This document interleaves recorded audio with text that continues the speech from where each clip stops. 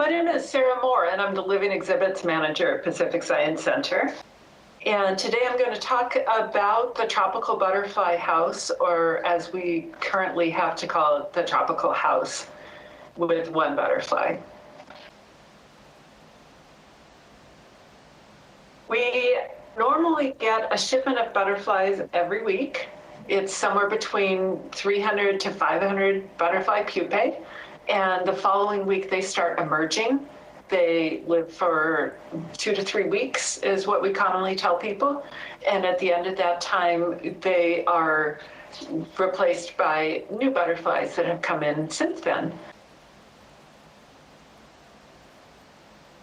We got our last shipment of butterflies on the week of March 1st. They arrived actually on March 4th. That was a shipment of 300 butterfly pupae. They came from Suriname.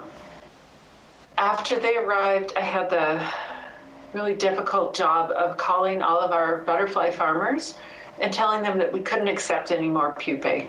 We did not have staff to unpack them and pin them and release them. We didn't have guests to show them to. So starting the week of March 11th, we have not had any new butterflies brought into Pacific Science Center. You wouldn't have noticed that week. There were still butterflies flying everywhere. Maybe there were fewer, but as the weeks went on, the number of butterflies tapered off. Slowly at first, and then pretty quickly, until there were 4 butterflies left, and I called them the 4 geezers, and then I was the 5th geezer because I was in there taking care of them. They were all from that last shipment that we got from Suriname, and they were going on a month old. And then I started noticing this 5th butterfly that would appear maybe every 2 or 3 days, and it was from a different shipment from one that we got on the 24th of February. So this guy was already a month old when I first noticed it. Over time, our little friends started dropping off one by one. So every day I would come in and I would visit with the butterflies and I'd see who was there and kind of say good morning to them. I made sure that they always had fresh orange slices in case they wanted fruit juice. I would kind of do an inventory of the nectar supplies for them, and they had plenty of flowers. And I'd watch them drinking nectar, watch them, no matter how much we heat the tropical butterfly house and no matter how great the lighting is, they just love the sun. So I'd watch them basking in the sunshine. And then one day there weren't any butterflies anymore. And it was just me and the plants. So I took care of the plants and took off the leaves as they turned yellow and fell and kept the place clean. And one day I was shaking a tree to get the leaves to come off, and a butterfly flew up out of it. And it was that one. It was that butterfly that we got the week of February 24th. It was now May 4th, and it was still in there. I had no idea that this species of butterfly could live so long. It's one that we had never done a lot of studies on. We have had other butterfly species where we would put a dab of, it's called a paint pen, and we would put a dab of color on their wing and look for that butterfly with that painted wing. And we knew that some of them could live for a long time, but I had no idea that this species of butterfly lived so long. And I also had no idea how much this guy flies under the radar. So even after I knew it was there, it would sometimes be 2 or 3 days where I'd think, I haven't seen him. He's not there anymore. And then there he is, flying up out of a bush, or I'd see him on a flower, and then he'd go away again. He's still there, this little buddy of mine. My goal is to enjoy him while he's there. So every one of them is a unique story, and they're in different parts of the world. There's butterfly farmers, Southeast Asia, in Africa, and in Central and South America. And we hear different things from each of them. All of them are economically very hard hit by the situation because the farming is their livelihood, just like any farmer. They have contingency plans if there's crop failure or if there's changes in market. But this is a change in market beyond anything that they could have prepared for, because nearly all butterfly houses are not in business right now. So they have lost their customer. And in a lot of cases, they've also, even if we wanted butterflies, they aren't able to ship them because of transportation issues on their end. So some of them, Suriname, for example, has very few flights in and out of the country every day. And they have logistical problems with getting butterflies to us.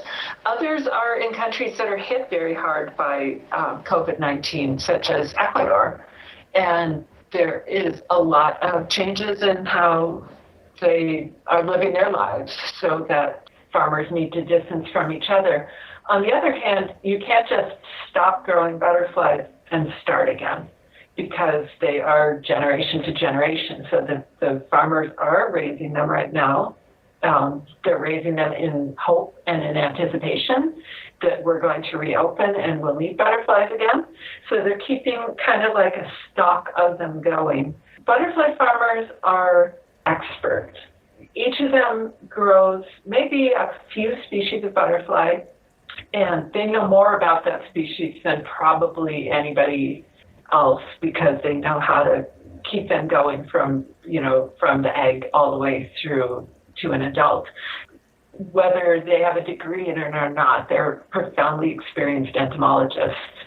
Their knowledge base is irreplaceable. So I am hoping that a lot of them are going to be there and going to be able to work with us again when we reopen, because they're valuable not only to us for showing our butterflies, but to the ecology of the places where they live and work. They're providing knowledge and observation about the life cycles of butterflies, which are a really key indicator of health for the plants of their surroundings, and all that means they're key indicators of health for the whole ecosystem that they live in. As soon as I know a date when we're going to reopen, I could call a butterfly farmer and ask them to start raising butterflies for me. And 4 weeks from then, they could have those butterflies in the Chrysalis State. It's probably going to be just a few species at first, so we might have 3 or 4 different butterfly species. I've tried for a lot of different brightly colored wings flying in there, but maybe not the level of variety that you would normally see. So if I get them in 4 weeks, and then they take a week to emerge from the chrysalis, so let's say 5 or 6 weeks from when we know we can reopen until we can have butterflies flying. Well, I think one reason we're important, and it's something that brings me the most joy, and it's something that I'm doing today in the middle of this COVID-19 pandemic. I'm taking a phone call from somebody who is raising caterpillars and has some questions about the life cycle, because he's seen it instead of reading about it. So he's seen it with his own eyes, and it causes him to have questions that he didn't have before. And I think one of the things that the butterfly house does is it gives you an immersive experience where you're walking in and you're right there with them. I think this is going to carry over very well when we reopen, and maybe we're going to be cautious about what we touch and where our hands go. You can go in the butterfly house and you can have that experience just wash all around you, and all you need to do is show up and see and experience and learn from it. I think observing. I think asking myself a question that I can answer through careful observation.